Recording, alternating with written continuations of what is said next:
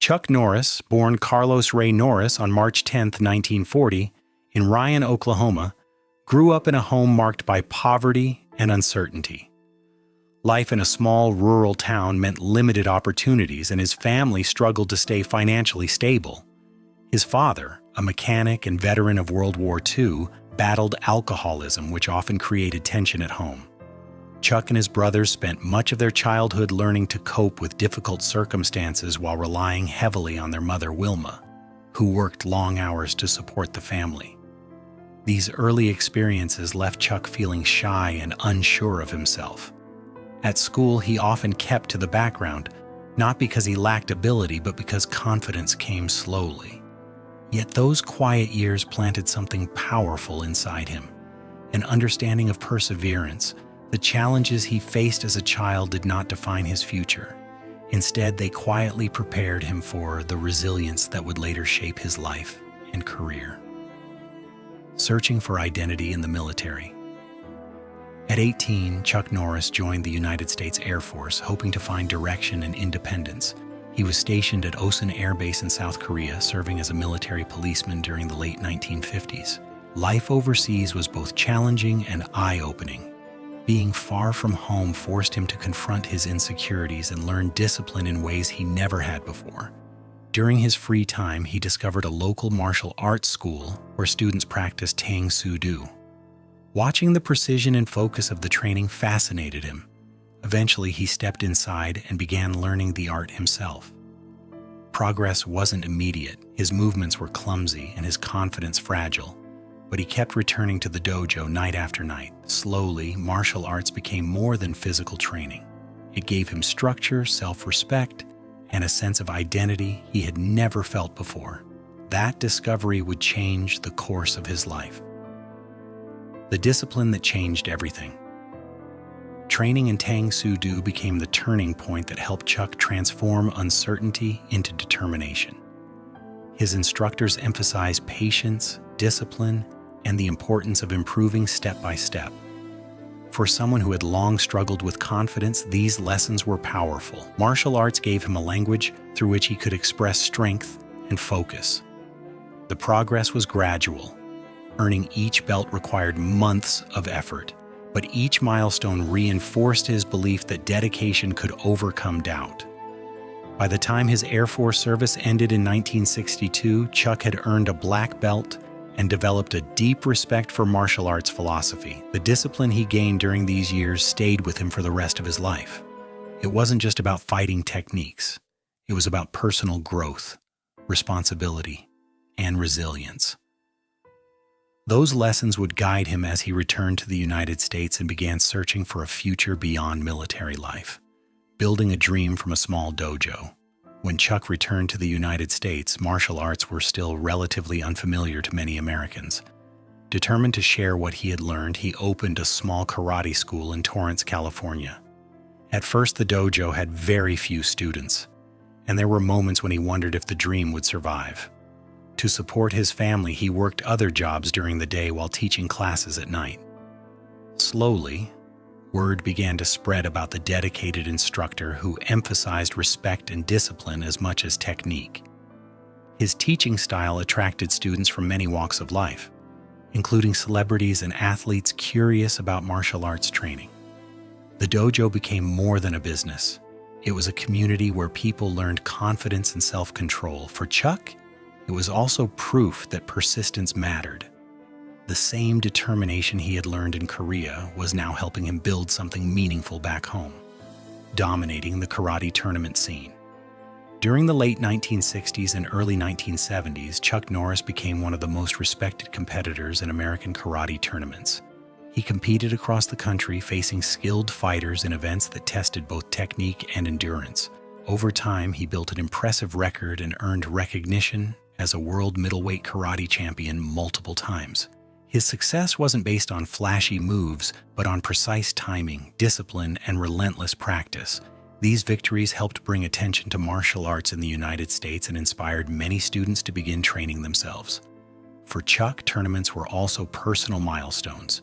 Each competition proved that the shy young man who once doubted himself had developed genuine skill and confidence, the karate community began to see him not only as a champion but also as a role model for dedication and sportsmanship. Yet another opportunity was quietly approaching, one that would introduce him to audiences far beyond the tournament world. A friendship that opened Hollywood's door. One of the most important relationships in Chuck Norris's life began when he met martial arts legend Bruce Lee.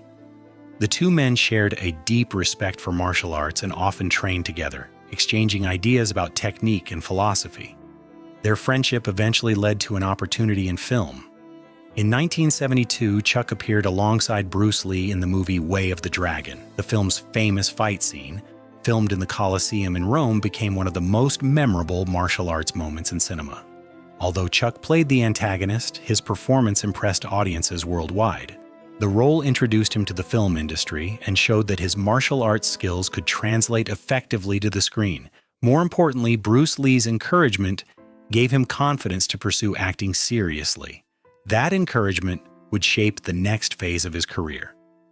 From martial artist to action star following his appearance in Way of the Dragon, Chuck Norris began receiving more opportunities in action films. Movies such as Good Guys Wear Black, The Octagon, and Lone Wolf McQuade helped establish him as a recognizable action hero during the late 1970s and early 1980s. His screen presence was different from many actors of the era. Rather than relying on long speeches, he portrayed characters defined by quiet confidence and strong principles. Audiences connected with this straightforward style. Over time, he built a loyal fan base that appreciated both his martial arts authenticity and his disciplined approach to action scenes. Each film strengthened his reputation as a reliable leading man in the action genre. Though critics sometimes overlooked his work, viewers consistently supported it. Chuck had found a place in Hollywood that matched his personality, a performer who let determination and skill speak louder than words. The television role that made him a household name. In 1993, Chuck Norris stepped into the role that would define his public image. The television series Walker, Texas Ranger premiered on CBS and quickly gained a devoted audience. Chuck played Cordell Walker, a Texas Ranger who combined investigative work with martial arts skills to protect his community. The show emphasized values like justice, responsibility, and teamwork, which resonated with viewers around the world. Running for 8 seasons, the series became a global success and introduced Chuck Norris to millions of households. Episodes blended action with stories about community and personal integrity. While critics sometimes described the show as simple, fans appreciated its clear moral themes and energetic fight scenes. By the time the series ended, Chuck had become not just an actor, but a recognizable cultural figure whose name was associated with strength and determination, health challenges, and renewed perspective. In his later years, Chuck Norris also faced significant health challenges that required medical care and recovery. Like many people in their 70s and 80s, he learned that maintaining health becomes increasingly important with age. Doctors recommended lifestyle adjustments, regular monitoring, and patience during recovery periods. For someone who had spent decades performing intense physical stunts, slowing down required a new mindset. Chuck approached this stage with the same discipline that once guided his martial arts training. Daily routines, careful exercise, and support from his family became part of his life. These experiences reminded him that strength can appear in many forms, not only in physical power, but also in patience, resilience, and gratitude for each day. Rather than seeing these changes as limitations, he treated them as another chapter in the ongoing process of personal growth. A legacy beyond movies and memes today, Chuck Norris is remembered for far more than action scenes or internet jokes. Through programs like Kickstart Kids, he has helped thousands of young people discover confidence and discipline through martial arts training. The initiative reflects the same lessons that changed his own life decades earlier in Korea. His story, from a shy child in Oklahoma to an international martial arts champion and film star, continues to inspire many people. Yet Chuck often emphasizes that success is not measured only by fame or wealth. Instead, he encourages others to focus on perseverance, kindness, and the courage to keep improving. The legend that fans celebrate may be larger than life, but the real message behind his journey is simple and human. dedication, humility, and resilience can shape a meaningful life.